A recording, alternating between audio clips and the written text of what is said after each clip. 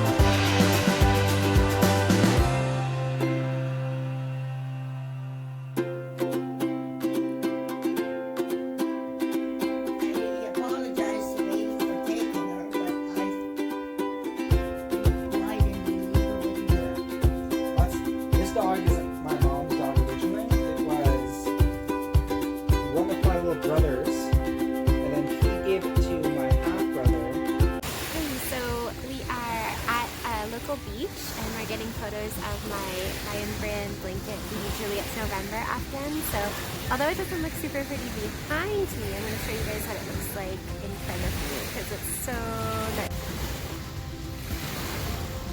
So this is where we come to take photos lately, and we don't usually come here. We just kind of found this spot in the last bit of summer, so it's such a pretty place. And it's about 15 minutes away from my house, so pretty awesome. Hey guys, so it is after 11 o'clock at night and I'm in my PJs and I'm blocking this project that I'm doing for Crochet Magazine. So it's kind of interesting what happens when you block something. You can take a look at the stitches here. They're really close together and the fabric is pretty small, but I'm going to block it to the size of these pegs here. So I'm going to put them all on the pegs and then I'm going to steam it using my trusty steamer. And then I'm going to show you guys what it looks like once it's all blocked. So this is what it looks like after it's been blocked. So it's a lot bigger, that's for sure. And these stitches are really, you know, defined now instead of being all crumpled together. So I'm a big fan of steam blocking. And it's definitely something to use when you're making lacy items for sure. Hey guys, it's Monday today and I'm having one of those Mondays where it feels like nothing is going right.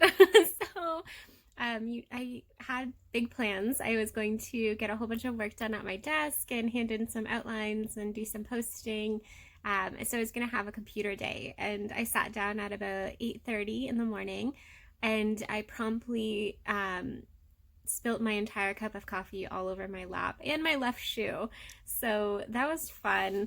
And it just kind of seemed like everything kind of went downhill from there. Everything kind of went wrong. So I'm just going to take that sign from the universe that today is not a good work day and just kind of take it easy for the rest of the day. I did mail out a package for Annie's to my boss so that it gets to the photo shoot in time for Crochet Magazine. So I feel good about getting at least one thing accomplished today. But for the rest of the day, I'm going to hang out with my kids and maybe do some crocheting, but the computer work is going to wait one more day. And I think that's okay, right? I think it's easy to get overwhelmed and get burnt out if you try to push through when you're just not feeling it. I need a day off, I think. So here's to a day off.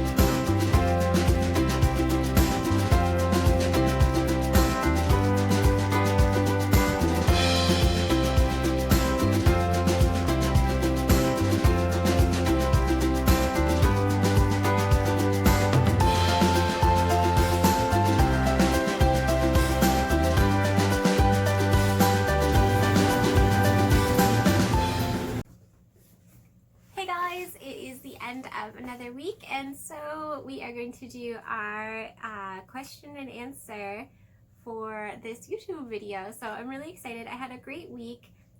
There were some points this week where it was better than others, obviously.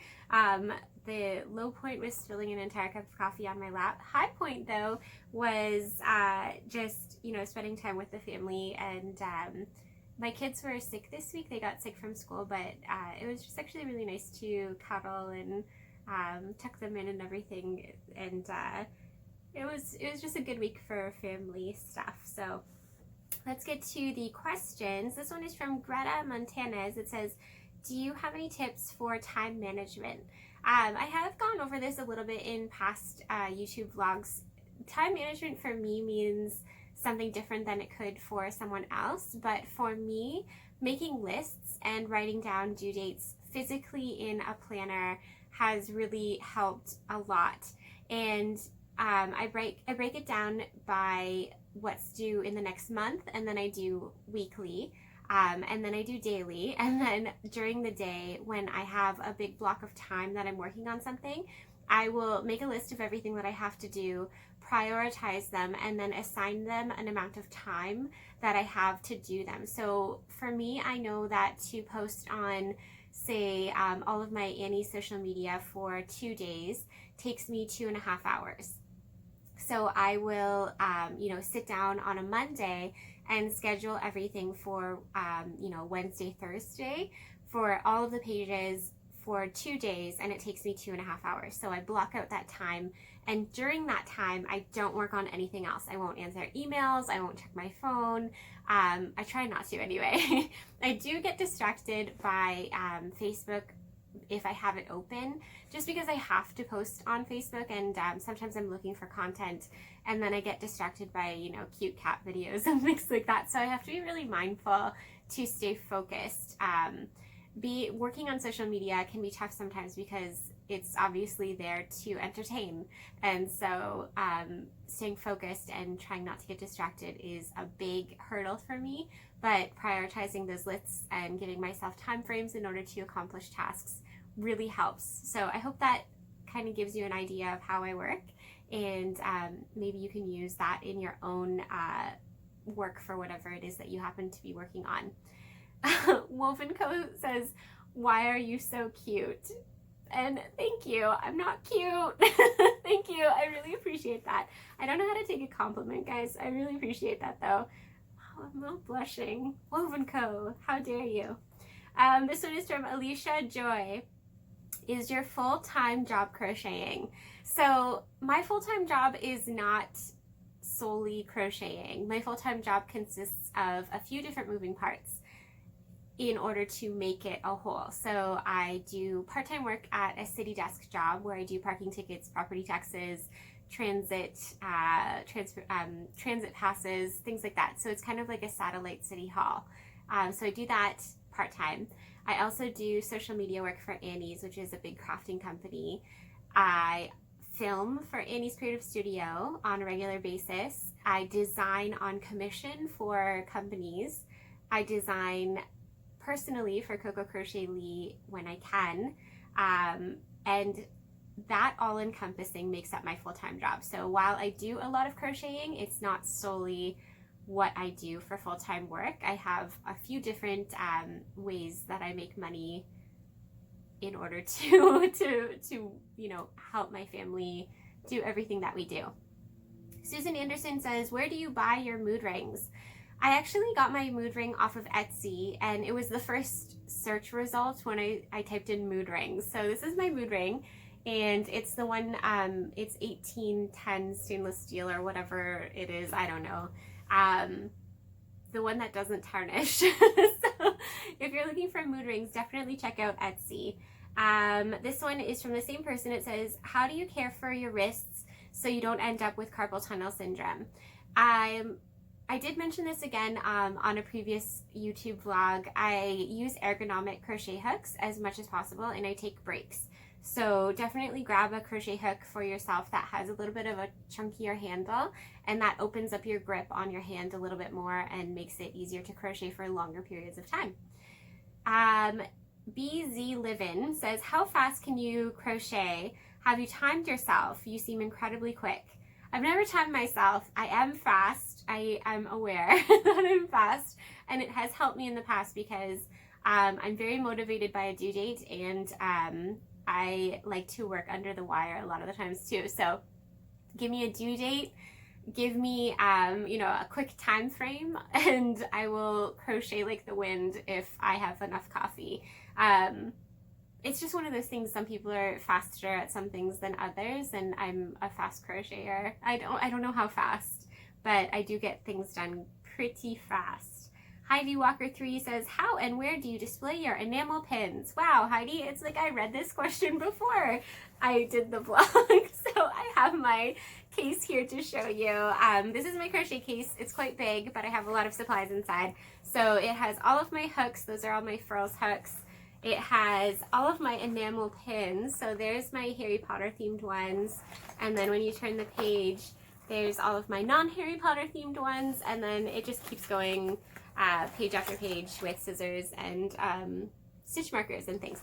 So I carry this around in my backpack, and that's where I keep all of my pins. It works out beautifully, and I love them so much. Pins are my favorite. So if I ever go to a yarn store or to like a craft show or anything like that, I look for pins definitely first and foremost. Let's see here. Allie's Crafty Corner says, if you could make your own yarn line, what would it be like? That's a great question. My own yarn line, it would be made of just, I think maybe less synthetic materials and more natural fibers, and a wide range of color palettes, I think.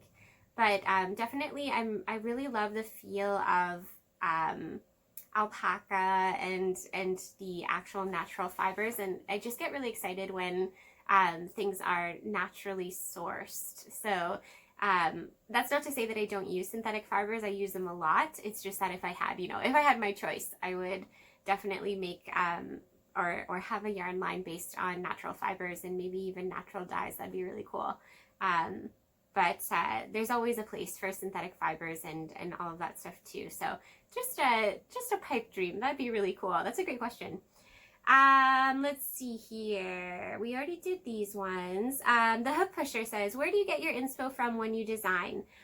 That's a question that we answered in another YouTube blog as well. I get my inspiration just from things that I would like to use and wear. So a lot of the times I'll design something that I would personally like to wear that season. based on colors that I'm enjoying at the time or anything like that. If it's a commission design from a company, a lot of the times they'll give me parameters to design within, and so I will design within those parameters and put my own spin on them. So for example, I'm finishing up in the other room a blanket for Crochet Magazine 2020, so summer 2020. It's a summer blanket, and my boss sent over an inspiration photo, but I had to turn it into an actual crochet design. So while the inspiration is there, you still have to actually make a design out of it and make a functioning pattern. So there's always room for interpretation, even when inspiration comes from something that already exists. You can put your own spin on it and make it your own. So I really enjoy that aspect of designing. This one is from N_DZSINDZSI. I don't know how to say that one. How can you crochet that much? It is, yeah, it's a lot. I don't know. Coffee helps, definitely. Emma MJ37 says, odd question, but do you prefer gel or paste toothpaste? I prefer the pasty kind, the baking soda whitening non-gel kind. That's a weird question, man. Emma MJ37, where's your head at? Jendra says, what's your favorite yarn of all time? I don't know.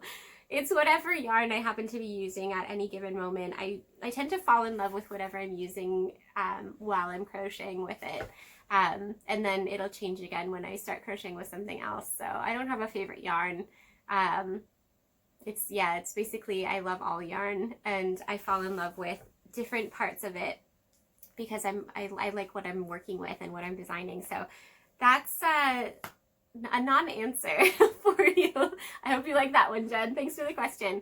So I hope you guys enjoyed this vlog. I'm playing with my bangs because I'm not used to them yet, so I'm going to touch them a whole bunch. Do you ever do that when you change something about your appearance and then you're just like, that's me this week. So next week I won't touch them as much, I promise. Thanks for watching, guys. I hope you subscribe and enjoy this video and hit the like button. And I will be seeing you again next week. Hey guys, thank you so much for joining me for this vlog from CoCo Crochet Lee. Be sure to check me out on Instagram to see all of the amazing pictures and projects that I am working on a daily basis. And be sure to ask any questions if you have any for next week's vlog. I'll bring them up every single week. And I'd love for you guys to subscribe and to share this around. Sprinkle it a little bit everywhere if you can. I'd really appreciate it. See you next time.